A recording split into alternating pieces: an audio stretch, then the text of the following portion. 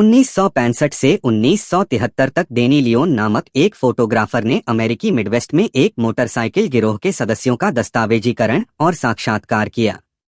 यह फिल्म 1969 में शिकागो से शुरू होने वाले उनके अनुभवों पर आधारित है। डेनी क्रॉस एक अभिमानी और लापरवाह बाइकर है जिसका एक बार में दो पुरुषों द्वारा सामना किया जाता है क्योंकि वह अपने क्लब द वैंडल्स की जैकेट पहने हुए है। जब वह अपने रंगों को हटाने से इनकार करता है, बाइकर्स द्वारा उनके प्रतीक चिन्ह को संदर्भित करने के लिए इस्तेमाल किया जाने वाला शब्द पुरुष उसे बार से बाहर निकाल देते हैं।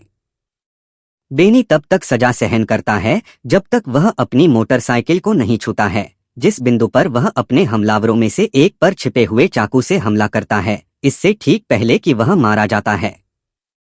कहानी फिर 1965 में, एक वर्ष से भी कम समय पहले, जब वह एक मित्र की मदद करने के लिए बार में गई तो उसकी मुलाकात कुछ उपद्रवी सदस्यों से हुई, जिनमें से अधिकांश ने उसके साथ विभिन्न तरीकों से छेड़खानी की। अपनी मित्र की मदद करने के बाद कैथी जाने की योजना बना रही थी, लेकिन उसने पूल टेबल पर एक व्यक्ति को देखा जिसने तुरंत उसे आकर्षित कर लिया। वह अपने मित्र के पास लौटी और उससे पूछा कि उसका हालचाल कैसा है, जबकि अन्य महिलाएं बेनी की लगातार मोटरसाइकिल दुर्घटनाओं के कारण दूर रहीं। कैथी इस आदत को छोड़ने वाली पहली व्यक्ति होने पर दुखी नहीं होती, बल्कि जैसा कि उसने उम्मीद की थी, जोर देने के बजाय बेनी ने उसे दूर कर दिया। उपद्रवियों के नेता जॉनी ने फिर बेनी की जगह ली और उसे आश्वासन दिया कि क्लब के भीतर उसकी सुरक्षा की जाएगी। इस टिप्पणी से विचलित होकर कैटी बार से बाहर निकल गई और बस स्टॉप पर बेनी को बाहर आते और अपनी बाइक पर बैठते देखने बेनी की बाइक पर भागने के लिए जब वह हाईवे पर तेजी से जा रहा था, उसने देखा कि अन्य साइकिल चालक उसके साथ मिलकर एक समूह बना रहे हैं। अंततः बेनी ने उसे उसके घर पर छोड़ दिया जहां उसका प्रेमी इंतजार कर रहा था, अपनी नई प्रेमिका से आश्चर्यजनक रूप से नाखुश जब उसके प्रेमी ने देखा कि बेनी पूरी रात बाहर इंतजार कर रहा था और वह अगली सुबह भी वहीं थी। उसने सोचा कि उसने उसे धोखा दिया है और उसे हमेशा के ये छोड़ दिया है और उसे रोकने वाला कोई नहीं है। बेनी ने उसे एक गिरोह की बैठक में आमंत्रित किया और उसने मुस्कुराते हुए स्वीकार कर लिया। डैनी के साक्षात्कार में वह बताती है कि कैसे उस रात के 5 सप्ताह बाद उसने बेनी से शादी कर ली, जिसने उसके जीवन को नाटकीय रूप से बदल दिया। बेनी की कई यादों के बीच वह उस समय के बारे में बात करती है जब उसने शहर में गति सीमा को पार कर लिया था और कई लाल बत्ती चलाने के बाद पुलिस का ध्यान आकर्षित किया था और गश्ती कार से छुटकारा पा लिया, जिसे बेनी को सबसे तुच्छ कारण से रोकना पड़ा था। वह अपने अपराधों के लिए भुगतान करने के बाद ईंधन से बाहर हो गया था। वह अपने क्लब की सुरक्षा में लौट आया और गर्व से अपने कारनामों को जॉनी को सुनाया, जो उसके लिए एक पिता की तरह था। जॉनी बेनी की प्रशंसा करता है, जो एक लापरवाह जीवन जीता है जिसे जॉनी अपने परिवार और नौकरी के कारण वहन नहीं कर सकता। वह एक साधारण लड़का था जब तक उसने द सेवेज में मार्लन ब्रांडो को नहीं देखा, जिसने उसे वैंडल्स बनाने के लिए प्रेरित किया। यह एक भूमिगत रेसिंग क्लब के रूप में शुरू हुआ, लेकिन समय के साथ यह अधिक व्यक्तिगत हो गया। डेनी ने संस्थापकों से लेकर नए लोगों तक सभी सदस्यों का साक्षात्कार लिया और उनमें से प्रत्येक ने वैंडल्स को दूसरे परिवार की तरह माना। हालांकि एक अवसर ऐसा भी था जहां वैंडल्स तुरंत यह बताते हुए कि उनके दोस्त शिकागो में हैं और गिरोह के क्षेत्र का विस्तार करने से गिरोह के नियमों के अनुसार समस्याएं पैदा हो सकती हैं, टाउटोटार्ड नेता को चुनौती दे सकता है यदि वह उसके फैसलों से सहमत नहीं है। तो बिग जैक इस अवसर का फायदा उठाता है और बिग जैक के आकार के बावजूद जॉनी को मुक्केबाजी के लिए चुनौती देता है। जॉनी की क्रूरता ने उस पर विजय प्राप्त कर ली और उसने जैक्स की उंगली तोड़कर लड़ाई समाप्त कर दी। हालांकि बिग जैक के दोस्तों को क्रूर क्लब की एक शाखा खोलने की इजाजत देने के बाद जॉनी का दाहिना हाथ उसके मन के इस अचानक परिवर्तन का विरोध करता है। जॉनी उसे बताता है कि अगर किसी के पास ऐसा कोई विचार है तो वे इसे आविष्कार कर सकते हैं। इस तरह वैंडल्स शहर दर शहर नए सदस्यों को जोड़कर अपने क्षेत्र का विस्तार करते हैं। जहां भी वे गए उन्होंने अपनी उपस्थिति महसूस कराई। डेनी अपनी एक यात्रा और एक कार की खिड़की तोड़ता है, कांच का एक टुकड़ा उसके पैर में घुस जाता है। गुस्से में वह एक प्रतिद्वंद्वी बाइक सवार पर हमला करता है और उसे मार देता। अगर जॉनी ने कैटी के घर पर हस्तक्षेप नहीं किया होता। महिला ने डैनी को समझाया कि वैंडल्स अपने कई दुश्मनों के कारण कभी भी अकेले अपना रंग नहीं पहनते हैं। हालांकि उसका पति दुर्लभ अपवादों में से एक है, यह हमें शुरुआती टकराव में वापस लाता है, जहां उसके एक हमलावर को चाकू मारने के बाद दूसरे ने अस्पताल में उसके पैर पर निशाना साधते हुए एक मुक्का मारा। कैथी ने अपने पति को पहली बार रोते देखा, दर्द के कारण नहीं बल्कि इसलिए कि अगर ऐसा था तो डॉक्टर उसके पैर को काटने पर विचार कर रहे थे। वह कभी भी दोबारा मोटरसाइकिल नहीं चला सका। जैसे ही जॉनी को पता चला, उसने उस बार को घेर लिया जहां दुर्घटना हुई थी। वेंडल्स ने मालिकों को आदेश दिया कि वे जिम्मेदार लोगों के नाम उजागर करें। एक बार उनके पास नाम होने पर जॉनी ने यह सुनिश्चित करने के लिए आदमी भेजे कि वह फिर कभी नहीं चल सकेगा और बार में आग लगा दी।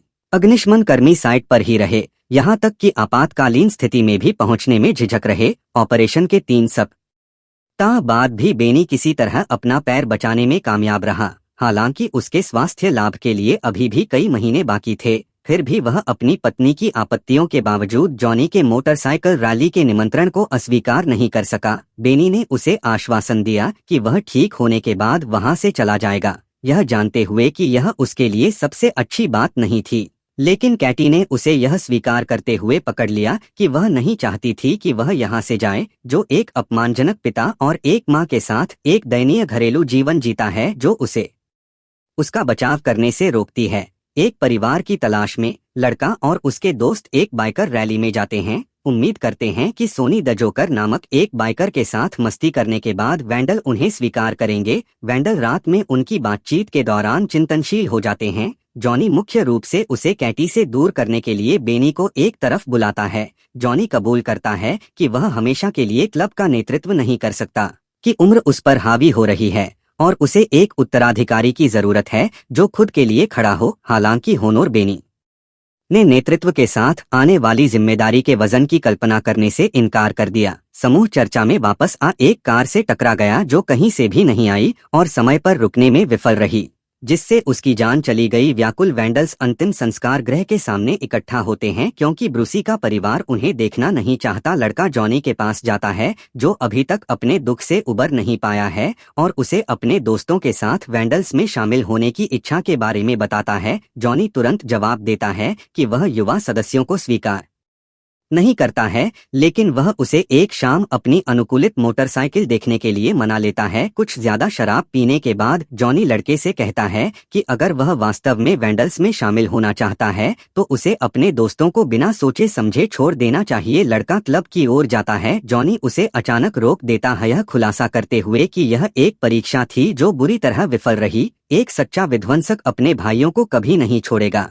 इसके अलावा लड़का जॉनी पर चाकू से हमला करने की कोशिश करता है, लेकिन जॉनी आसानी से उसे चकमा देता है और उसे घूंसा मारता है और उसे कभी वापस न आने की चेतावनी देता है। 1973 में अध्ययन के कारणों से वर्षों की अनुपस्थिति के बाद डैनी वेंडल्स पर अपनी रिपोर्ट फिर से शुरू करता है। कैटी के साथ एक साक्षात्कार के दौरान वह बताता है कि 1969 में ब्रूसी की मृत्यु के बाद चीजें कैसे खराब हो गई थीं। क्लब कम चयनात्मक हो गया था। नशे की लत से जूझ रहे वियतनाम युद्ध के दिग्गजों को स्वीकार करना। कोकरो संस्थापकों में से एक ने कबूल किया कि उसका सपना एक मोटरसाइकिल पुलिस वाला बनना था। क्रोधित नए सदस्य उसे देशद्रोही कहते हैं और उसे पीटना शुरू कर देते हैं। जब बेनी और पुराने सदस्य उसे ले जाते हैं, वे कॉकरोच को अस्पताल ले जाते हैं। दुर्भावनापूर्ण इरादों के साथ फंस गया। सौभाग्य से जॉनी और सनी कैटी को बचाने के लिए समय पर पहुंच जाते हैं, जो कॉकरोच को वापस लाने के बाद अपने पति के बारे में पूछती रहती है।